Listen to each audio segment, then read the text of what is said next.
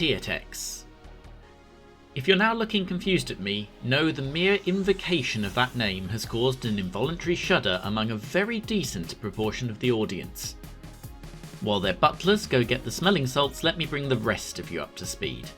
Tiertex, or Tiertex Design Studios to use their full name as people generally do in court, was a British developer most famous for doing a lot of porting of games to other systems during the late 80s and early 90s. Specifically, they are famous for porting them incredibly badly. Here's the arcade game Street Fighter, yes, without a 2, or an EX Plus Alpha, or a with stain digesters. It's not Street Fighter 2, but it's also several years older. It dates from 1987, the release year of the Amiga 500. Here's Tiertex's port of it to said Amiga 500. It was early for a lot of magazines, but Zap was around to give it 21%. CVG greeted it with a 2 out of 10. If that's not convinced you and you've ever seen this channel before, let me just tell you the Games Machine awarded it 73%. Yes, it's that bad. Later, on budget re-release, just as the sequel was hitting arcades and Street Fighter Fever was reaching its height, Amiga Power gave it a percentage in single digits. And yet, this is not their famous crime. Because while Capcom were considering whether to do a Street Fighter 2, Tiertex did one for them. It's not recorded exactly what Capcom said when they were presented with this as a supposedly viable alternative to what would become arguably the greatest fighting game of all time, but I privately assume the 2 years before the real Street Fighter 2 came out was about 6 months developing and 18 months uncontrollable giggling fit. We know all this because Tiertex did release this game under the alternative name Human Killing Machine, where, running on their Street Fighter conversion engine, it got basically the same reception, saved only from an Amiga Power mauling by the lack of a budget re-release. If you've ever wondered exactly how bad a game has to be received on Amiga that even the Kicks budget label wouldn't touch it, you've got your answer. Strangely, when it was time to convert Street Fighter 2 itself, Tiertex didn't get the gig. But this video is called In Defense of Tiertex. It's right there on the page, which makes this a really weird way to begin my case. Like a defense lawyer walking out and making his opening gambit, yes, I know my clients blew up those 15 orphanages, but let me tell you about his good work with koalas. The thing is, everything I just told you I found out relatively recently. I was out of the 8-bit computers before I really knew who the author of any game was, and Tiertex's last home micro release was in 1991. Where I know Tiertex from is the Sega Master System, where my best count shows they released 15 games in the UK, quite a proportion of a library that only runs to 267 total. Generally, in my dealings with them, I'd had quite a positive impression.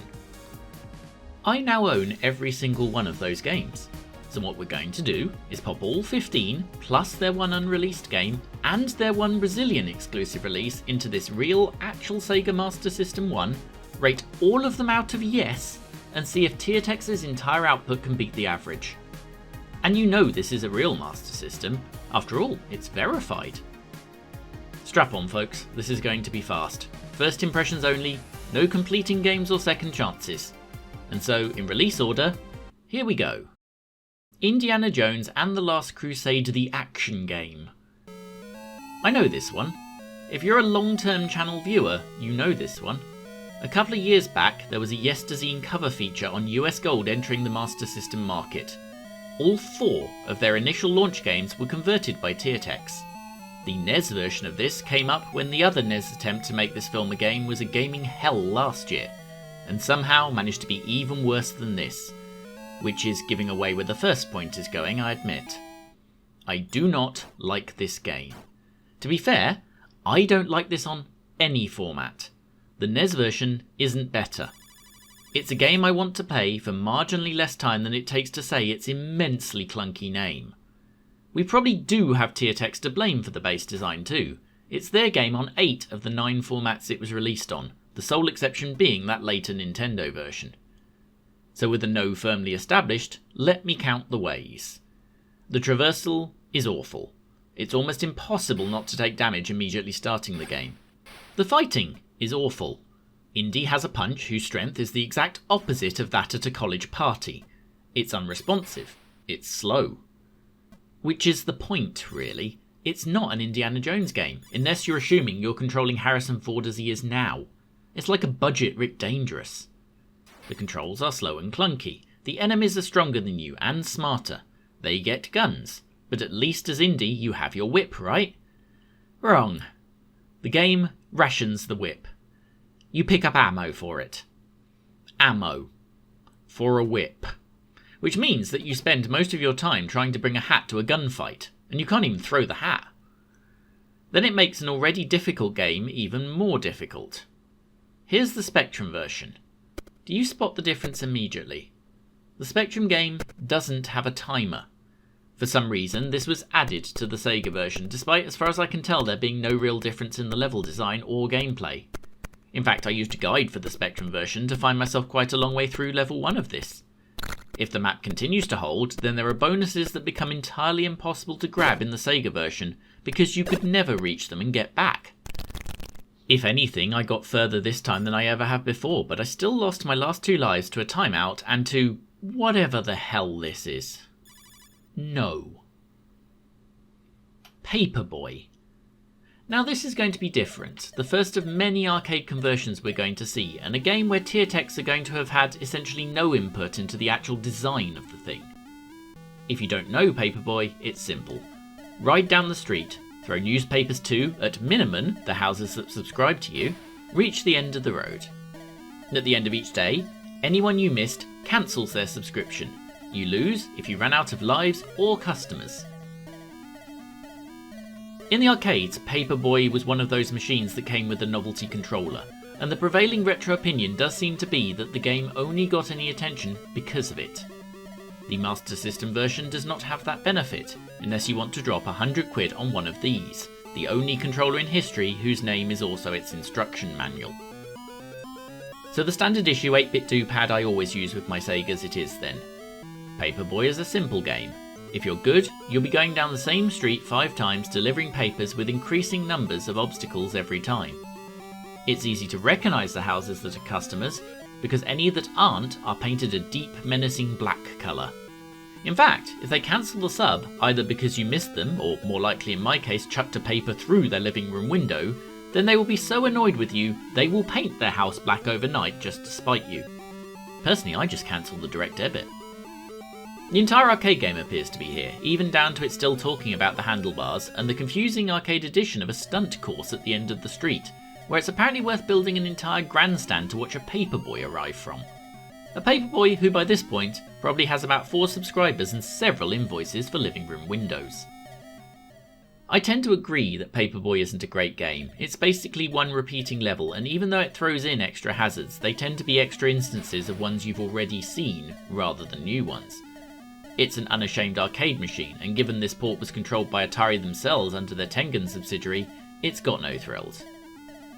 I can usually get 2 or 3 days into PaperBoy, falling victim to the dickhead people on unicycles, an enemy type that annoyed me so much I named the Yesterzine episode after them. So maybe day 5 is some kind of originality fiesta, but I doubt it. Ultimately though, every single fault of this is not Tiertex's, and for the time you play it, the game is fun. If you liked the arcade machine, this is a very, very good conversion whose graphics and controls are basically spot on. Sega agreed, picking this up from US Gold to publish themselves in America. And Tengen agreed, commissioning a previously unplanned Game Gear port from Tiertex, which they published directly 18 months later. Resolution means the SMS wins that battle though, and with the possible exception of Motive Time's Mega Drive version, this could be the best home version. Whether you like PaperBoy or not, Tiertex get a yes for me on this one. Gauntlet. Another arcade port. Gauntlet is so old a dungeon crawler that it would be called the original dungeon crawler if it wasn't essentially a rip-off of Dandy, which is a less than subtle Dungeons & Dragons implementation. It's so convincing it even fooled me back in episode 5 of Yesterzine, where I accused it of being the other way round. Proof if ever we're needed, we don't all get our information from Wikipedia, because Wikipedia would have told me. In any case, there are a lot of people that have fond memories of Gauntlet in the arcade and its 4-player cooperative monster shooting action. Those of you who know the Master System may well have spotted the elephant in the room, so let's address it in advance. Gauntlet on Master System is 2-player only, and don't blame Tiertex for that one. There are 2 controller ports on the sleek lines of an SMS, and there was never a multi-tap. It's a machine limitation. To be fair, this is true of many ports, including the Spectrum, none of which Tiertex had anything to do with. Gauntlet, of course, is still a good time. It's classic top-down action even as 1-player. You've got keys, mazes, spawning enemies, enemy spawners, and shortcuts to lower levels. It constantly throws new at you in exactly the way PaperBoy didn't. Almost every level there's a new enemy or treasure or trick it's introducing with the level design. Repetition means there's usually a different way through a level or a secret to risk going after with your rapidly declining health. There are things I don't like, but again, like PaperBoy, they're mostly the arcade game's fault. As with literally all these games, I wish for a twin-stick controls to stop me just charging enemies. I think the constantly ticking down health is a dick move, although understandable in an arcade game. I also think the game could have made more of the differences between its characters. Still though, much like buying IBM stock would never make you go bankrupt, no one is ever going to tell you multiplayer Gauntlet is a bad idea. And again, this is a good place to play it. There isn't a true Mega Drive version, although the much later Gauntlet 4 is pretty close, and there isn't even an official Amiga one. I'm giving the good folks at Tiertex another thumbs up. Impossible Mission. Not an arcade title this, it's by California games developers Epix originally, and comes to us from the Commodore 64. It is immediately superbly clever for its time. It's got speech.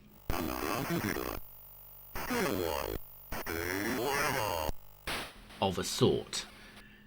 Every time you play it, the layout is different, although the room designs seem to come from a pool. And it's a pretty huge game by the standards of the time, although when I used World of Long Plays to find out what the bloody hell is going on, they completed it in 20 minutes. You would not be doing that in the first week of owning the cart at all. So how do you complete it? Well, you go through all the rooms, avoiding the robots and other baddies, and searching various objects for clues to the password for the strong room. It's difficult. Very difficult. The robots all have definable attack patterns to figure out, but you can't actually destroy them or anything. A few grenades would be lovely at this point. There are 2 things you can do using tokens you can find on items. Disable the robots in a room, and reset the lifts to their original orientation. The lifts are a puzzle in themselves, as where they can go is dependent on the level of geometry. And your hero, despite being some kind of top-line spy, can't even pull himself up. Maybe next time hire that guy from Prince of Persia, he's great at this. What say the conversion? Well, visually it's spot on. If I had to describe it as anything, it's like the original C64 version, some 6 years old at this point, got an HD re-release. It's everything about the Commodore 64 version, but a bit better. And I'm not even making the traditional colours joke here. Almost the opposite, in fact. This game is using a pretty muted palette on the S, which retains its link with the original. The dynamics are there too. Playing this under emulation a year or 2 back, I remember struggling a little with jumping over robots, and not to get all emulator lag only real hardware about this, but that's not the experience I'm having here on an actual MS1. And it reminds me I need to come back here. I reckon once I learn the tricks of the 32 possible screens, I can complete this.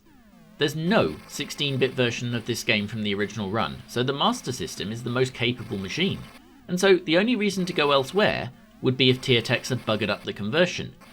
They did not. Another point for them. That said, for years before the aforementioned Prince of Persia, how good does that C64 animation look? Ace of Aces. That's the end of the games we've seen before on this channel. Now we're in uncharted territory. Ace of Aces started as a fairly serious business flight sim on the computers from sim specialists Accolade and Artec. The legendary DSi even did one of the ports. Now, we've got Tiertex and 2 buttons to get this onto the Master System, where despite US Gold publishing all the computer versions, Sega themselves commissioned this one. So how well does a serious business flight sim make it onto a console that has 2 buttons? Well, the first thing about the game in the manual is, most of the actions you perform from the cockpit require you to press more than 1 button.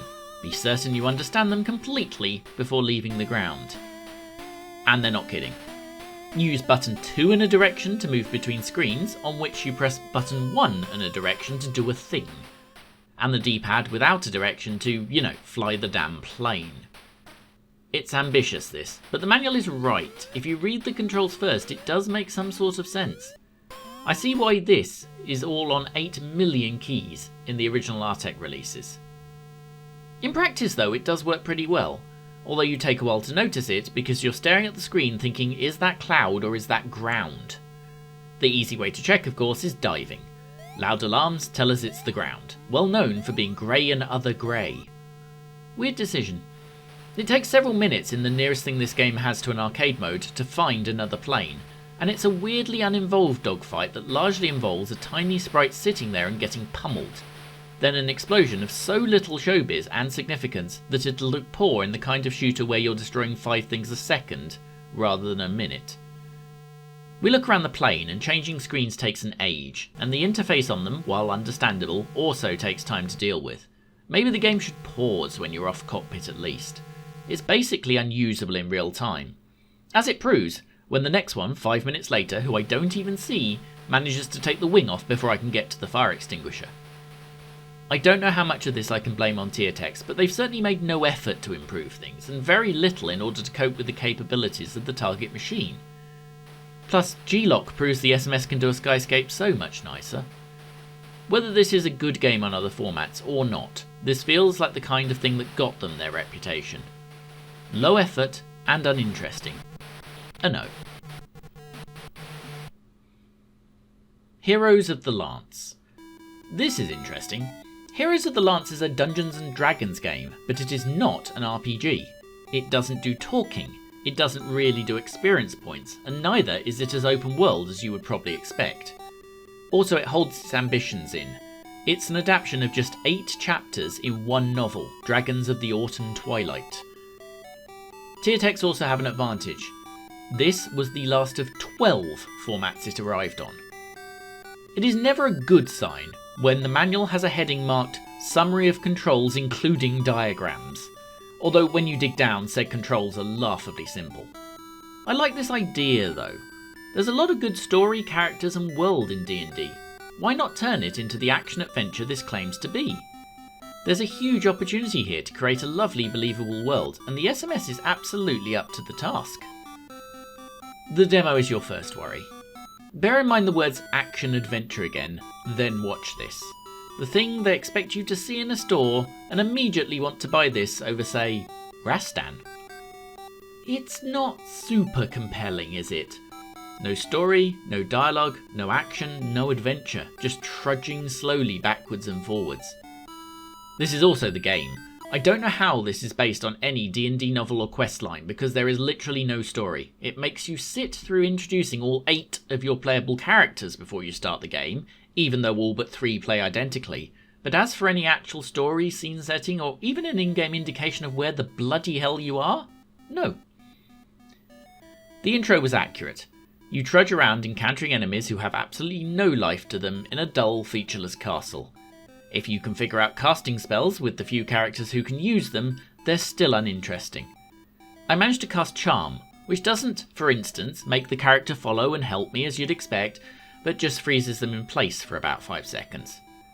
You have 8 lives, as you only play a single character at once who is instantly replaced when you die, which I do by falling off what is not obviously a cliff twice. Otherwise, you walk around melee poking the odd enemy with the slow, ponderous, awful controls until you die 8 times. No. However much of this is the fault of the original, Tiertex could have made it less slow, made the menu system less bloody awful, and injected at least some life into it literally anywhere. Go away. Mercs. The Street Fighter fiasco apparently didn't lead to any grudges on Capcom's part. Because, and this won't be the last time you'll hear this in this list, Tiertex have been handed another Capcom arcade machine in Mercs. In fact, they were handed it on just about every format other than Mega Drive. I mentioned their last home micro game was in 1991. This was it. The president has been kidnapped, and for some reason we want him back. Nonetheless, they send in a crack team to deal with 7 missions and some much easier controls than the last few games. We just have fire and Mega Bomb to deal with. Obviously in the American version that's called a Genesis bomb. Immediately you're pretty much sold. In the vein of Secret Command, or Rambo if you're using the power-based converter on your Genesis bomb, it's a great little top-down shooter, and it does everything a top-down shooter should. Which does mean taking on arcade conceits I'm not fond of, like infinitely respawning badniks. You do at least have infinite ammo for every gun in the game. And guns there are, with everything from guns that are simply more bullety to actual flamethrowers being available. Without a button for change weapon though, you have to be careful what crates you open in case you lose your favourite. There's variety in the environments as well. There's plenty of structures to blow out of the way to progress, and some of them are also tied to shortcuts. There's tanks. Almost every environment has something different about it, which combined with the rotating weaponry means this isn't just 25 minutes of shooting the same things the same way. As a conversion, it looks the part. This is losing very little from the arcade original in the graphics department, certainly less so than some of the not especially attractive 8-bit computer versions. Where it does lose is multiplayer. We've already discussed that of course the SMS can't do the full 3-player of the arcade, but it would have been nice to have at least got 2. Alas no, this is a solo affair. It does though have all 7 missions from the arcade machine. Which may be a sticking point. I've played this a decent amount longer than you've seen, and I'm easily halfway, especially as the last mission is a very short boss fight. So maybe this would end up having a longevity problem despite you only getting 1 life. Ultimately though, if you'd played this in the arcade and then got it for your little 8-bit box of tricks, you'd be a very happy 10-year-old. And that's enough to give Tiertex a tick in my book. Ms. Pac-Man. Oh, I'm torn on this one. And to explain why, we're going to have to start with the bad stuff, and in one case, the possibly unforgivable. Firstly though, Tiertex show why they absolutely had a reputation on the computers for laziness. The intro is this picture. No music, no animation, not even credits. Tiertex aren't even trying to take credit for this one, but more worryingly, neither are Midway, Atari and Tengen. There is a minor attempt at an attract mode by showing the ghost names, but it's no more than the 12-year-old arcade had. But it's the demo that shows us the killer, the maze scrolls. Now, I've ranted about Pac-Man ports doing this before, but it's fundamentally impossible to play Pac-Man properly like this. Being good at Pac-Man means taking account of the complex and entirely different AI in each ghost. They each behave differently depending on where you are and where you are in relation to them. None of which you can pay attention to when the maze scrolls. Even without that knowledge, it just makes the game difficult. Worse, when scrolling during a ghost flash and eating pills, I managed to make the game slow down. Pac-Man. Slowing down. It's not needed either. The NES version of the original did without scrolling. The Atari Lynx version of this did without scrolling. But not this. If I was to stop this here, you'd accept this is exactly why Tiertex have the reputation they do. A lazy, basic conversion that takes absolutely no advantage of the target hardware and delivered with absolutely no frills. Except, it's got frills. A lot of them. What I cut out from the video up till now is the options menu, which is comprehensive. For instance, you can speed Ms. Pac-Man up so she can always outrun a ghost that's chasing her.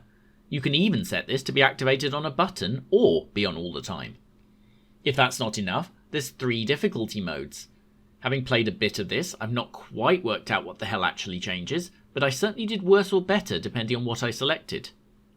But the big thing is, there's multiple sets of actual mazes, including the tantalising mini-mazes, which should surely avoid the need to scroll Mother Popper.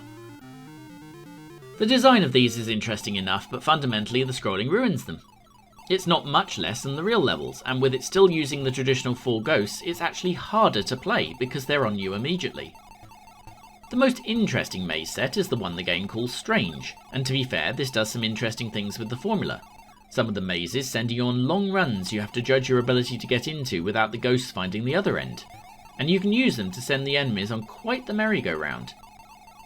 Thing is though, the scrolling. If this were the only home conversion of a Pac-Man, I might let it off. But all the fancy bits in the world don't mask that fundamentally Tiertex have not understood the point of the decade-old game they're converting. I'm going to say no. You're welcome to disagree. And so, on that bombshell, and with the score delicately paused at 4-4, it's half time. Join us very soon for the second half with more Capcom conversions, not one but two attempts to do football on the SMS without being sensible soccer, a game that was only released in Brazil, but you've absolutely heard of it, and one that was never released at all.